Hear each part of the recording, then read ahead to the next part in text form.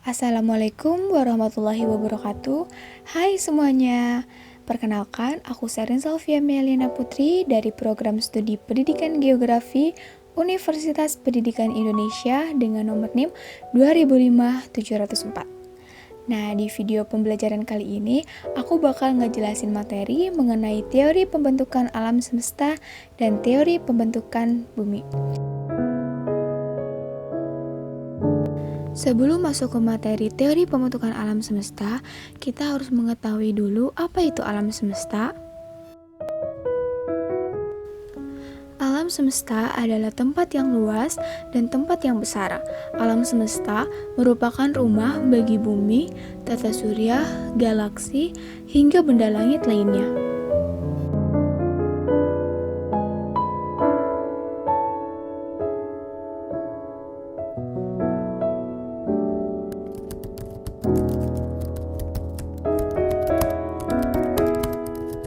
Nah, teman-teman semua, teori pembentukan alam semesta itu ada 3.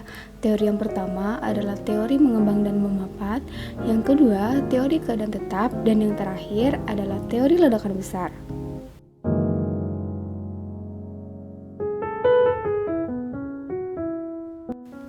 Teori pembentukan alam semesta terbagi menjadi 3 teori. Yang pertama ada teori mengembang dan memapat atau oscillation theory. Menurut teori ini, jagat raya itu pada awalnya terbentuk dari suatu siklus materi yang diawali dengan massa yang mengembang yang berasal dari reaksi inti hidrogen. Akibat dari massa yang mengembang ini, terbentuklah galaksi-galaksi yang diperkirakan sudah berlangsung selama 30 miliar tahun. Galaksi-galaksi tersebut lama-kelamaan akan meredup, kemudian memapat yang didahului dengan keluarnya pancaran panas. Peristiwa mengembang dan memapat tersebut berlangsung secara terus-menerus. Nah, teori ini tuh biasanya disebut juga sebagai teori ekspansi dan kontraksi. Teori yang kedua ada teori keadaan tetap atau steady state theory. Teori ini dicetuskan oleh H. Bondi, T. Gould, dan F. Hoyle dari Universitas Cambridge tahun 1948.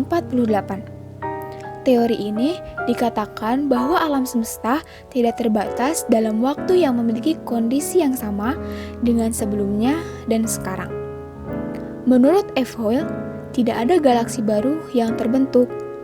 Teori ini mengemukakan bahwa alam semesta tidak berawal dan tidak berakhir. Alam semesta akan silih berganti dalam bentuk atom hidrogen. Nah, atom hidrogen ini akan membentuk galaksi dan menggantikan galaksi yang lama dengan galaksi yang baru.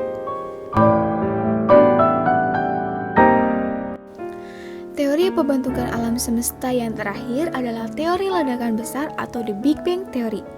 Teori ini terjadi sekitar 13.700 miliar tahun yang lalu. Teori ledakan besar atau yang sering dikenal sebagai teori The Big Bang adalah teori yang paling populer dan banyak diyakini kebenarannya hingga saat ini. Teori ini menjelaskan bahwa alam semesta berasal dari sesuatu yang super padat dan panas yang kemudian meledak dan mengembang sekitar 13,75 miliar tahun yang lalu hingga menjadi alam semesta seperti saat ini. Menurut George Lemaitre, dahulu terdapat galaksi-galaksi yang saling berdekatan. Galaksi-galaksi yang berasal dari massa tunggal yang menyimpan suhu dan energi yang sangat besar. Hal ini menimbulkan ledakan yang maha dahsyat hingga menghancurkan massa tunggal tersebut. Akibat dari ledakan tersebut, banyak materi yang terlempar ke segala penjuru semesta dalam bentuk-bentuk serpihan. Nah, inilah asal mula terbentuknya jagat raya atau alam semesta. Materi selanjutnya adalah teori pembentukan bumi. Sebelum kita masuk ke teori pembentukan bumi, kita harus mengetahui terlebih dahulu nih, apa itu bumi? Bumi adalah suatu planet yang memiliki urutan ketiga dari matahari. Selain itu juga bumi merupakan planet terbesar kelima dari semua planet yang ada di tata surya. Bumi juga dapat diartikan sebagai planet yang menjadi tempat tinggal bagi semua makhluk yang hidup di dalamnya. Nah, teman-teman, kita harus mengetahui bahwa teori pembentukan bumi itu ada 5 teori. Teori yang pertama itu teori nebula atau teori kabut. Yang kedua, teori planetesimal. Yang ketiga, teori pasang surut gas. Yang keempat adalah teori bintang kembar. Dan yang terakhir adalah teori protoplanet.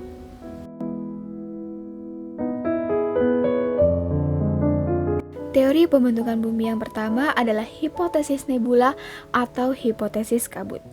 Teori ini dicetuskan oleh Immanuel Kant pada tahun 1775 dan disempurnakan oleh Simon de Laplace pada tahun 1796.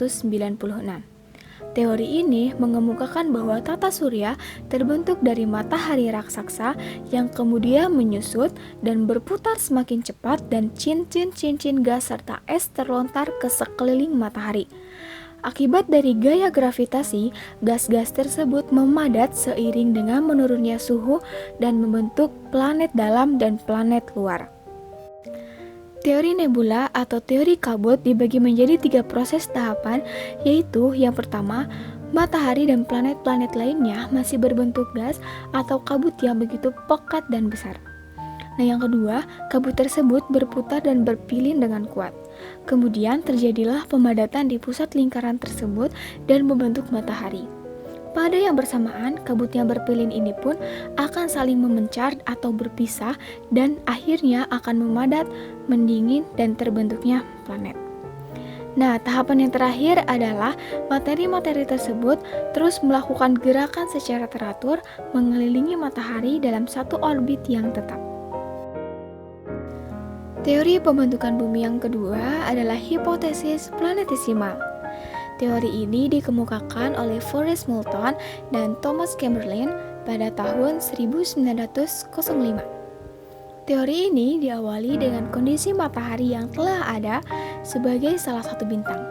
Suatu ketika, matahari berpapasan dengan sebuah bintang dengan jarak yang tidak terlalu jauh sehingga terjadi peristiwa pasang naik pada permukaan matahari maupun bintang tersebut. Bagian massa dari matahari tertarik ke arah bintang. Pada saat bintang tersebut menjauh, sebagian dari massa matahari jatuh kembali ke permukaan matahari dan sebagian lagi terhambur keluar angkasa di sekitar matahari. Nah, inilah yang dinamakan sebagai teori planetesimal yang kemudian menjadi planet-planet yang beredar mengelilingi matahari. Teori yang ketiga ada hipotesis pasang surut gas. Teori ini dikemukakan oleh James Jeans dan Harold Jeffrey pada tahun 1917. Tahap pertama dari teori ini adalah matahari merupakan bintang yang besar dan bercahaya dengan kekuatan cahaya yang sangat besar. Kemudian, ada bintang yang mendekati matahari hingga terjadi gesekan yang menjadikan gaya tarik antara matahari dan bintang tersebut. Gaya tarik yang terjadi mengakibatkan beberapa partikel matahari keluar. Partikel ini membentuk gumpalan-gumpalan yang akhirnya membeku dan menjadi jajaran planet. Teori pembentukan bumi yang keempat ada hipotesis bintang kembar atau ledakan bintang. Teori ini dikemukakan oleh Littleton pada tahun 1930. Teori ini mengemukakan bahwa terdapat 2 bintang matahari kembar yang saling mengelilingi. Salah satu dari 2 bintang tersebut mengalami ledakan dan menghasilkan partikel-partikel yang tertangkap oleh bintang yang tidak mengalami ledakan. Ledakan itu terjadi karena adanya bintang lain yang melintas atau menabrak salah satu bintang. Partikel ledakan itu lalu mengalami pendinginan hingga menjadi planet dan satelit yang mengitari matahari.